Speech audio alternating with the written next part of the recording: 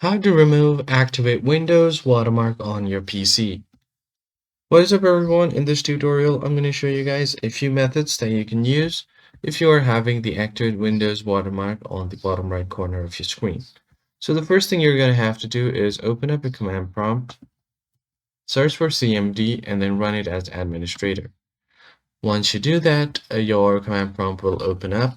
Now the first command that you're going to enter here is slmgr and then space hyphen, and then you're going to type in rearm here. So search for rearm and then hit enter. Once you do this, just close it out and then restart your PC. This should fix the problem, and the watermark should be removed. But if that didn't work, then the second thing you can do is head over to control panel and then make sure that the view by is selected on category. Go to ease of access, and then on this, you're going to have to scroll down until you find this option, make computer easy to see, and then scroll all the way to the bottom until you find this option, remove background images where available.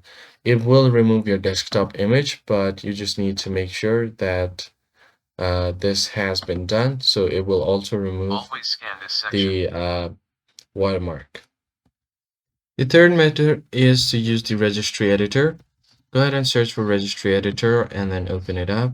Go to HKey current user, and then from here you're going to have to go to control panel and then desktop. Now from here on this folder, you're going to have to find something called paint desktop version. Open it up, and you're going to have to set this value to 0. If this is 1, set it to 0 and then click on OK. And then you should be good to go. That's it for this video, guys. I hope this tutorial was helpful to you. I'll see you guys on the next one.